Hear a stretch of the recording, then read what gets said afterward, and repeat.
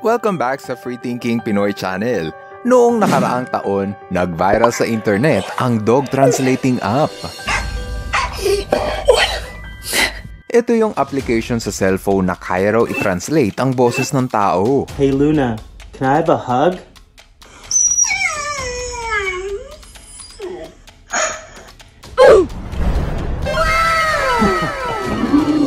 Sa loob lang ng isang taon, umabot ng 1 milyong katao ang gumamit ng app na ito. Yes! It worked! Dahan-dahan nga lang sa kung ano ang sasabihin mo sa iyong aso. Hey Quincy bud, I think you need to go to the vet today to get a checkup. What do you say? Hi, ako nga pala si Nomer at ito ang Free Thinking Pinoy Channel. Sa video na to, aalamin natin kung posible nga bang makausap natin ang ating mga alagang aso sa paraan ng makabagong imbensyon.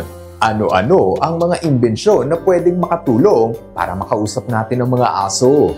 Isa-isang nagsulputan ng mga apps na kaya raw kumausap sa mga aso. Yun nga lang, dapat mong malaman na ang mga apps na ito ay hindi totoo. Nakasulat pa nga yan sa description ng mismong app. In short, ito ay peke. Kung ito ay peke, may pag-asa pa ba na makakausap natin ng mga aso? Para malaman ang kasagutan, dapat mong mapanood ang imbensyon na No More Woof. Ito raw ang imbensyon na kayang basahin ang iniisip ng aso. Para itong headset na kapag isinuot mo sa ulo ng iyong aso, kaya rin itong i-translate ang iniisip niya, gaya ng kung siya ba ay nagugutom o kung siya ba ay napapagod. Ang imbensyon na ito ay ginawa sa bansang Sweden noong 2017. Hanggang ngayon, ang grupo na nag-imbento sa No More Woof ay patuloy sa pag-eksperimento upang mas mapabuti pa nila ang kanilang produkto. Ang astig siguro kung merong aso na kayang magsalita ng iba't ibang lingwahe.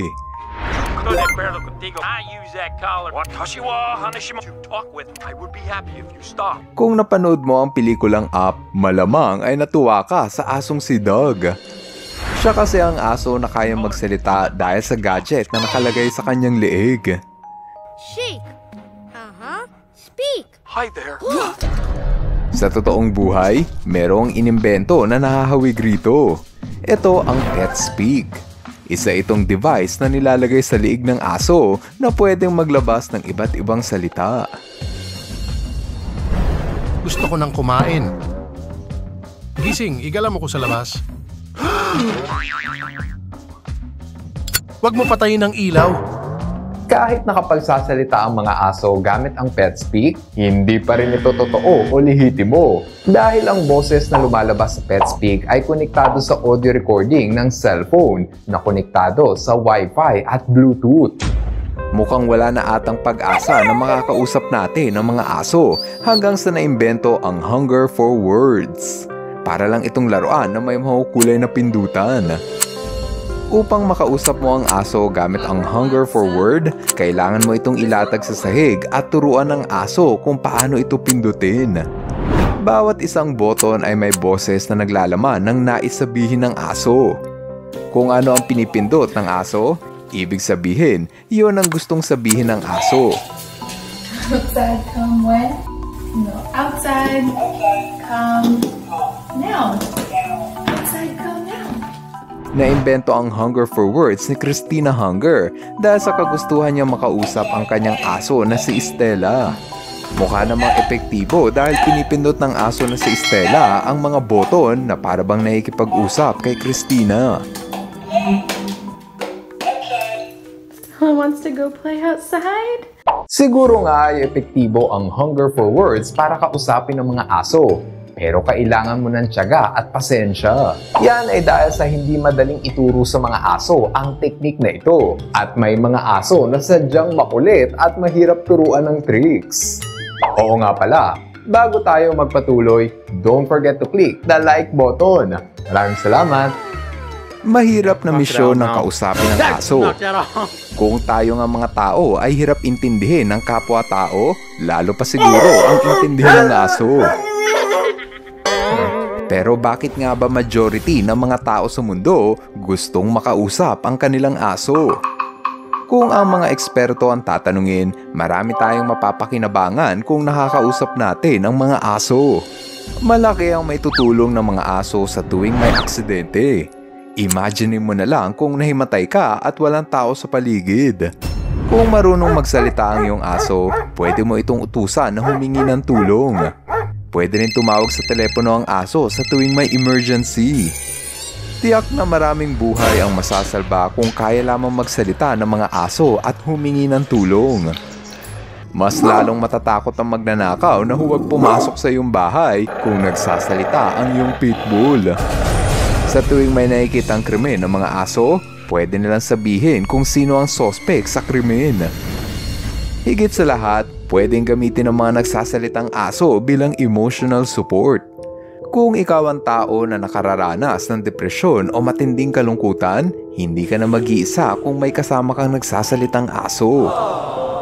Sa tingin ko, mas gusto pa nating kausapin ng mga aso kaysa sa tao. Dahil una, mas matyaga sila makinig kaysa sa tao. Pangalawa, hindi sila judgmental at hindi nila hinuhusgahan ng mga tao kahit ikaw pa ay mas mahirap pa sa daga. Pangatlo, mas masarap pang karamay ang aso kaysa sa mga tao sa tuwing meron tayong problema. Pero, kung meron mang aso na kayang magsalita, gaano tayo kasigurado na puro mabubuti ang sasabihin nila? Give me a wow. Say I'm cute. May mga aso kasi na hindi pinapakain ang kanilang amo. May mga aso na sinasaktan at may mga aso na inaabandona sa kalsada. Dahil dyan, sigurado ako na mapapagalitan lang nila ang kanilang amo kung kaya lang sana nilang magsalita. Kahit ang ibang hayop gaya ng manok at baka, siguradong puro masama ang sasabihin nila sa mga tao. Siguradong galit ang mga manok sa tao dahil pinapatay natin ang kanilang pamilya. Tiyak na galit din ang mga baka sa tao dahil tinatanggalan natin sila ng kalayaan. Kahit ang gorilla na si Coco, may mensahe sa mga tao. Kung hindi mo kilala si Coco, siya ang gorilla na di umano ay kaya raw makipag-usap sa mga tao. Noong 2015, bago mamatay si Coco sa edad na 46, tinawag niyang stupid ang mga tao sa kanyang huling mensahe. Pero, posible nga ba talaga na makausap natin ang mga hayop? Kung ang mga scientists ang tatanungin, wala namang imposible. Kailangan lang ng matinding teknolohiya at mabusising pag-aaral sa lingwahe ng mga hayop upang makuha natin ang tamang recipe sa pag-imbento ng translator. Sa ngayon, may mga inimbentong gadgets para mag-translate ng lingwahe ng tao. Can we take a picture with you? Okay. Para sa akin, mas maganda siguro kung merong gadget na kayang i-translate ang gustong sabihin ng mga babies. Ang hirap kasing intindihin ng baby, lalo na kung umiiyak. Kung ikaw ang tatanungin, gusto mo rin bang magkaroon ng aso na kayang magsalita? O mas gugustuhin mong maging normal ang iyong aso? I-comment mo na yan sa baba nang mabasa namin ang iyong opinion. Ngayon, andito na tayo sa ating shoutout portion. Hello kay Allen J. Hello rin kay Angelo Gabriel Carlos. Shoutout kay Anthony at sa buong De La Cruz family. What's up kay Axel Samparpan, Jeremy Labos, Jonas Tampoco Lauta, Marcos Joaquin Labajo, at kay Nasim Mosab. Maraming salamat sa inyong panunood. Now, see you guys in my next video. Bye-bye! FTP viewers, thank you so much sa panonood mo na aking video. Kung nagustuhan mo ang video na ito, subscribe na sa FTP channel. Don't forget to hit the bell button para updated ka sa mga bagong videos. Paalam!